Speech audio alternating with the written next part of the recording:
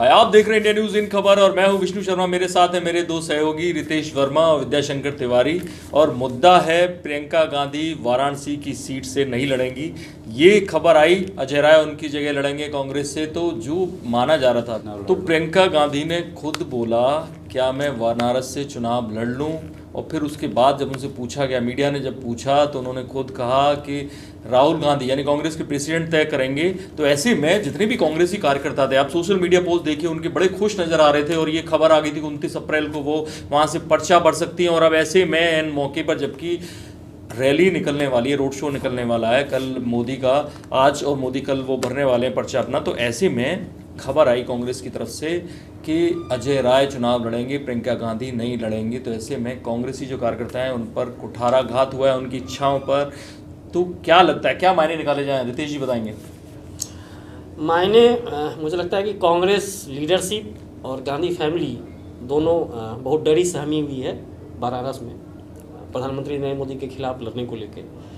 और पूरी पार्टी की जो मनोदशा है प्रियंका गांधी को लेके, इंक्लूडिंग राहुल गांधी एंड सोनिया गांधी, वो कभी वो फर्स्ट गियर ले रहे हैं, कभी बैक गियर ले रहे हैं। ये बात किसी मीडिया वाले ने नहीं कही कि प्रियंका गांधी वहाँ लड़ेंगे। वो रायबरेली में खुद आपस में वहाँ के वोटरों से बातचीत करते हुए उन्होंने मतलब एक बचपना टाइप की बात साबित हो गई अब तो ये कि क्या बनारस से लड़ लूँ। अगर आपको बनारस से लड़ने की कोई इच्छा नहीं थी तो आप अपनी पार्टी की महासचिव हैं, एक आधा प्रदेश आपको दिया गया उत्तर प्रदेश देखने के लिए, पूर्वांचल के कार्यकर्ताओं को संभालने के लिए, वहाँ से रिजल्ट देने के लिए। तो इस तरह की हल्की बात नहीं करनी चाहिए। और उसके बाद सिर्फ प्रियंका गांधी ने नहीं कहा, उसके बाद रॉबर्ट वाड्रा से एक बार पत्रकारों ने पूछा, उन्होंने भी इसको खारिज नहीं किया। तो ये हवा जो पिछले एक सप्ताह 10 दिन से चल रही है, उस हवा को पार्टी राहुल गांधी ने भी एक बयान दिया था कि सस्पेंस का मजा बने रहने। बीच में एक और बात बोले कि गेस कीजिए, हमेशा गेस जो है गलत नहीं होता है। हाँ, तो इसमें जो क्या ये भी एक रणनीति हो सकती है कि क्या पीएम मोदी पे प्रेशर बनाया जाए कि जैसे राहुल गांधी 2 सीट से लड़ रहे हैं पिछली बार की तरह, पीएम मोदी को भी लगे कि एक और सीट से पीएम नरेंद्र मोदी को ये मालूम है कि बनारस सीट उनकी सेफ सीट है। उनको जितना मज़ा गुजरात में लड़ने में आता होगा उतना ही मज़ा उत्तर प्रदेश में बनारस में भी आ रहा है। और उत्तर प्रदेश की किसी और भी सीट से वो लड़ जाएंगे तो भले वहाँ कोई भी मुकाबले का मतलब अगर वो मुलायम सिंह यादव और अखिलेश यादव जैसे नेताओं के खिलाफ ना लड़े तो उनके लिए सेफ सीट ही है। लेकिन तिवारी जी, अजय राय क्यों? अजय राय कांग्रेस के वहाँ पे मजबूत उम्मीदवार हैं, विधायक भी रहे हैं, लेकिन अजय राय के साथ दबंग भी हैं। अजय राय के साथ या राजेश मिश्रा के साथ, दोनों, राजेश मिश्रा को इसलिए काउंट कर रहा हूँ कि 2004 में वहाँ से वो सांसद रहे। दोनों के साथ दिक्कत ये है कि कितना ही दबंग और प्रभावशाली रहिए, आपकी एक लिमिटेशंस है। अब बड़े नाम का बड़ा फर्क पड़ता है। मैं 2014 के इलेक्शन की आपको बात बताऊं तो 2014 में जो ड्रास्टिक चेंज हुआ था वोट प्रतिशत में, कि वो ये हुआ था कि नरेंद्र मोदी पहली बार वहाँ पे 5,81,000 वोट पाए, और अरविंद केजरीवाल यानी कि हारने वाला व्यक्ति जो सेकंड नंबर पे था वो 2,09,000 वोट पाया, 3,71,000 से वोट हारे थे। इसके पहले यदि इतिहास में चलेंगे तो मुरली मनोहर जोशी वहाँ पे 17,000 वोट से जीते थे। मुख्तार अंसारी को उन्होंने आता 2 लाख वोट पाए थे, 2,03,000। और ठीक, और अजय राय वहाँ पे वोट पाए थे 1,23,000 और मुख्तार अंसारी 1,85,000। और उसके पहले चलेंगे 2004 में तो राजेश कुमार मिश्रा भी 2,06,000 वोट पाकर जीत गए थे। यानी कोई भी 2 लाख के ऊपर, हाँ, 2-2.25 लाख में आप जीत जा रहे हैं वहाँ पे। यानी कि जब तक कोई बड़ा नाम नहीं खड़ा है तब तक वहाँ का वोटिंग परसेंटेज है वो बहुत कम रह रहा है, और आप 2-2.25 लाख वोट पा करके जीत जा रहे हैं। अब की बार ये उम्मीद की जा रही थी कि यदि प्रियंका गांधी वहाँ से चुनाव लड़ जाते, जिस मकसद से कांग्रेस ने शुरू में प्रियंका गांधी को उतारा और आधा प्रदेश दिया, तो यदि अमेठी और रायबरेली ही सिर्फ आपको जीतना है तो आप यूं भी जीत रहे थे। फिर महासचिव बना के आधा प्रदेश का प्रभारी बनाया गया, तो ये लगा कि कांग्रेस कुछ करेगी, खासतौर से पूर्वी उत्तर प्रदेश में। तो इसी बीच में उन्होंने खुद ही राग छेड़ दिया। बच्चों जैसे बच्चे ही थे, यंगस्टर्स थे, जहाँ पे प्रियंका गांधी ने ये बात बोली थी कि क्या मैं वहाँ से लड़ लूँ, आप ही ने ये शुरुआत की। और उसके बाद कल रात तक ये बात बोली गई कि गेस कीजिए कांग्रेस जो है कोई बड़ा धमाका करने वाली। कांग्रेस के नेताओं से मैंने खुद बातचीत की थी और उन्होंने कहा कि 99.9% जो है प्रियंका गांधी वहाँ से लड़ेंगे। 29 तारीख के नामांकन तक की बात की गई। लेकिन अजय राय को आप इतना कमजोर प्रत्याशी क्यों मान रहे हैं? मैं आपको थोड़ा सा मोदी के सामने उनके कहीं कोई नहीं ठहरता। युवा मोर्चा से जुड़े रहे, 3 बार उन्होंने बीजेपी की जो सीट थी विधायक की वो वहाँ से निकाली, और चौथी बार जब लोकसभा के लिए ट्राई मार रहे थे तो बीजेपी ने टिकट नहीं दी, तो भाई ने लड़ लिया चुनाव सपा से। ऐसे में आपको बता दूं कि एक बार बीजेपी ने टिकट नहीं दी तो बीजेपी के कैंडिडेट को निर्दलीय खड़े होकर 3000 वोट से, जो नई सीट बनी है पिंडरा की, वहां से विधानसभा 3000 वोट मिले बीजेपी कैंडिडेट को। तो वो आदमी मजबूत है इतने में, जबकि केजरीवाल जैसा दिग्गज खड़ा है, उसने अपने 75,000 वोट वहां पर सेव किए।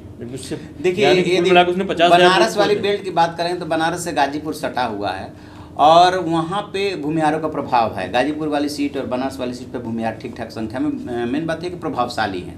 तो अजय राय प्रभावशाली कैंडिडेट हैं, लेकिन वो प्रभावशाली कैंडिडेट होकर के फिर भी आपकी लिमिटेशंस रह गए। राजेश मिश्रा भी प्रभावशाली कैंडिडेट थे, तो वो भी तो 2 लाख वोट ले आया था, उस उतने पे वो सीट निकाल ले गए थे। बड़े नाम के सामने आप कितना हो, मुख्तार अंसारी खुद प्रभावशाली हैं, तो मुरली मनोहर जोशी जब गए बड़े नाम तो उनको हरा लिया। तो क्या ये माना जाए कि कांग्रेस ने सीट सरेंडर कर दी है मोदी के सामने? मुझे लगता है गांधी परिवार वहाँ से डर रही है। मतलब जो आप जानते हैं कि भाजपा का सोशल मीडिया पे कितना ज़बरदस्त पकड़ है, और राहुल गांधी को पप्पू कहा जाता है। ये पप्पू कहने वाले लोग कौन हैं हम जानते हैं, किनके समर्थक हैं सबको। तो जो सोशल मीडिया पे अब फैलेगी बात, वो यही फैलेगी कि गांधी परिवार भाग गया, डर गया, मोदी से ये थर थर काँप रहा है और इसकी औकात नहीं है, इसकी साहस नहीं है अमेठी से भी भाग गए अगर ऐसा माना जाए। हाँ, अभी अमेठी इन्होंने तो आप देखिए लीडरशिप स्किल में अरविंद केजरीवाल ने, जो सुषमा स्वराज ने बेल्लारी में एक बार सोनिया गांधी के खिलाफ किया, हेड ऑन फाइट कि ठीक है लड़ेंगे, हारेंगे जीतेंगे जो होगा। केजरीवाल ये परंपरा फिर बंद।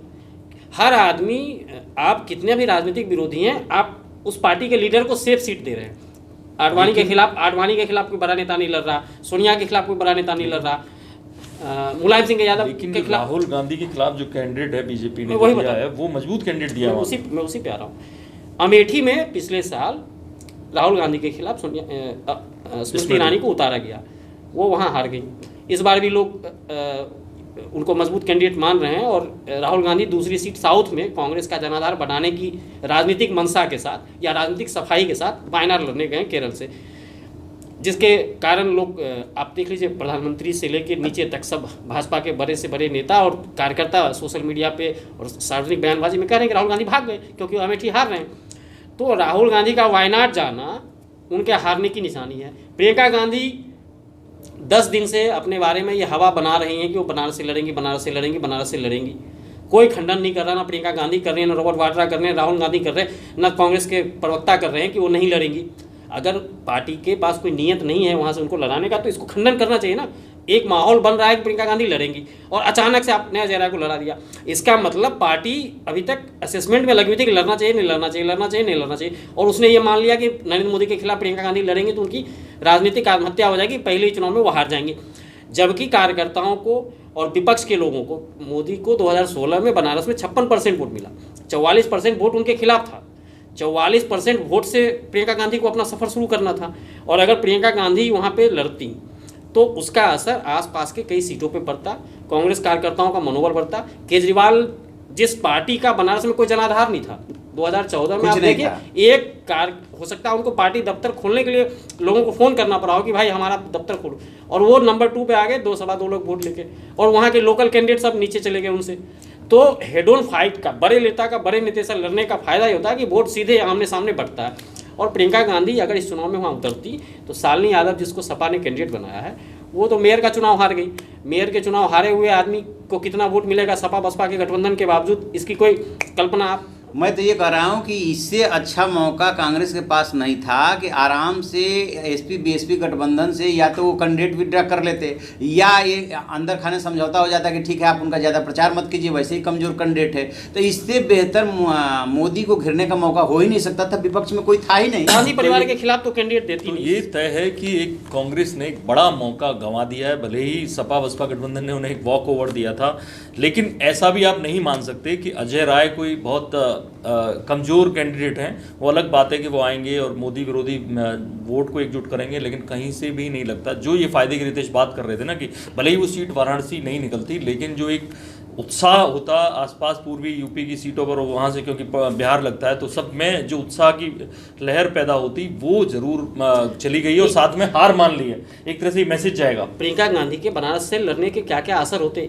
वो आप देखिए। नंबर 1 असर, मोदी जी चुनाव प्रचार जो इस समय पूरी तरह से स्वतंत्र होकर पूरे देश में कर रहे हैं, उनको बनारस में थोड़ा ज़्यादा समय देना पड़ता है। उनको हो सकता है अभी वो 3 दिन पहले रांची में रात में रोड शो कर रहे थे, किसी शहर में करते हैं रात में रोड शो, वो शाम के समय उनके हवाई जहाज़ को वापस बनारस लौटना पड़ता, पीएमओ का एक टेम्पररी दफ्तर बनारस में खुलता, प्रधानमंत्री को लगभग नियमित तौर पे अपने चुनाव तक हर रोज शाम में बनारस लौटना पड़ता। भाई सबसे बड़ी बात वो जो मैसेज जाएगा हाँ, जो जा रहा है, सिर्फ मैसेज ही नहीं कि हार आप तो अपना एक प्लस कर रहे हैं, अपने सपोर्टर को मोटिवेट कर रहे हैं, एनर्जी उसमें डाल रहे हैं, और दूसरा जो आपका अपोजिशन पार्टी का सबसे बड़ा नेता है उसको आप थोड़ा बांध रहे हैं कि आप अपने कंस्टिट्यूंसी पे भी फोकस करिए। और एक और बात है ना, यदि आपने ये चर्चा गांधी परिवार ने खुद छेड़ी, यदि मीडिया ने छेड़ी होती तो आप कह देते हमने कब कहा था, मीडिया ने कहा था, लेकिन खुद ही छेड़ी।